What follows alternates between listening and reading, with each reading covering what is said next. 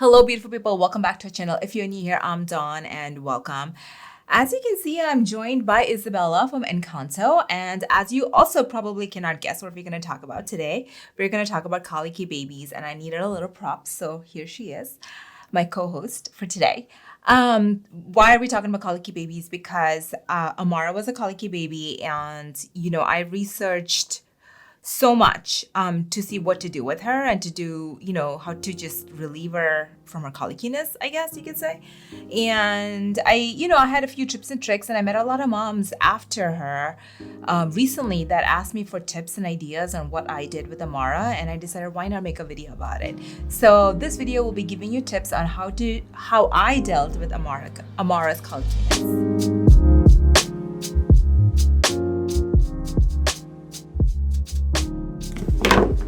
All right, we're going to run through these tips, so feel free to pause this video at any time and, re-listen to it as you need.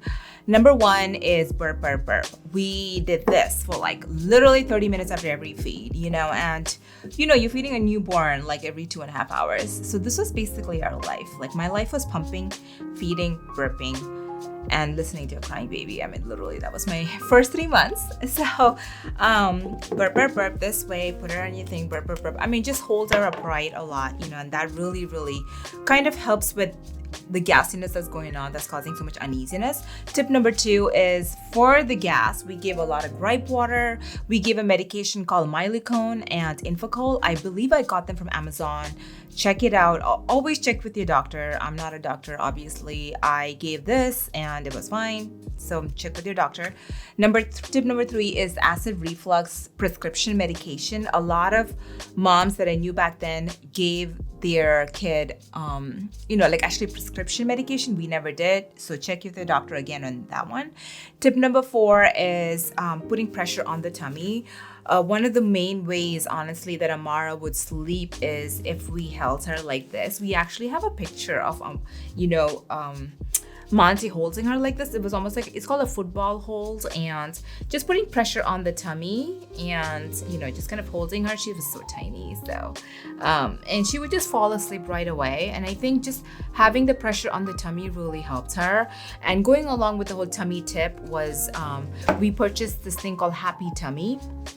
It was, I was desperate. So it basically is like a heat pad for your stomach. So I don't necessarily think you need to purchase Happy Tummy, but what this was like almost like a band that would go around her stomach, and it came with a little bit of a sack, and I could heat the sack up in the microwave. So it made it easy. And honestly, it maybe worked for 2 days at the most. And then it looked like she was just screaming anyway. So I don't know how much it worked. Try it. It might give you some relief at some point, That was one of the tips. All right, the next tip is basically help bouncing her. We seem to really help. I looked up a video on how this doctor immediately soothed this crying baby. And one of the things he did was, again, holding them by the chest or the stomach and just kind of like bouncing, like that. And then sometimes I would just hold her and kind of bounce her around. Honestly, that really seemed to help her, and it would calm her down. And so we did that a lot.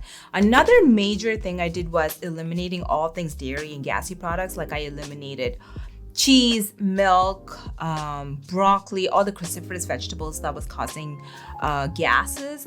And I think that made a big difference. Like my breast milk no more had gassy, a gassiness coming out of it, I guess.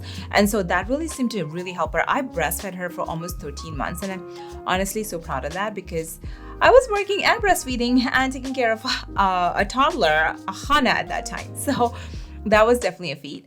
So eliminate dairy if you can, and I think that really helped. Another thing we did was playing washing machine sounds. We always had, sound machine, and so I don't know, for some reason, washing machine sounds really loud seemed to help her. It would have put her to sleep right away, and then we would swaddle her. I mean, it was kind of a running joke because her and my nephew Mac are pretty much the same age, and Mac was sleeping without any of that and turning and all of that by, I believe, 3 months. And Amara was 6 months and still swaddled like a newborn. And I don't know, it seemed to help her. And so we kind of kept at it. So that was one of the big things we did. And then another tip is to look for tongue ties. We did get her a tongue tie surgery, I think day 2 of her existence in this world. So that, I don't know if that helps, but they say look for tongue ties. Another big tip is to mentally prepare yourselves for those witching hours.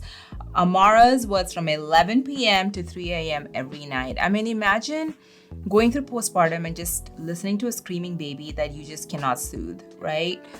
That was tough. And I almost wanted to just like let Monty deal with it and just run away. But yeah, you know, like just mentally prepare yourself. Tell yourself this is a phase. It's going to pass, because it will pass. I promise you it will pass.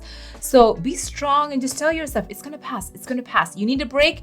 You drop off the baby with the baby daddy or with your mom and dad or with your sibling or somebody or with even a babysitter, you know, and take a break, because you need a break from hearing that baby cry. I'm telling you, like, you need a mental break from hearing witching hours. All right, another tip is to tell yourself, just going along with what I just said before this, to remember that all of this is temporary, you know? It will last no more than 6 months, I promise you. The first 3 months are the hardest, and they get so much better after 3 months. I mean, I remember Amara wasn't crying as much, you know. I could actually have her awake and I could actually enjoy her, like just see her smiling and not crying, you know, when she was awake after 3 months. So tell yourself this is temporary, you know, this is gonna pass. You just have to somehow write it out, you know, and this is gonna pass. I hope all of these tips were, you know, helpful to you. If there's something that you did that will help another viewer, please drop it in the comments below. I truly appreciate all of you moms. Mwah. Thank you for listening. See you back here for our next one.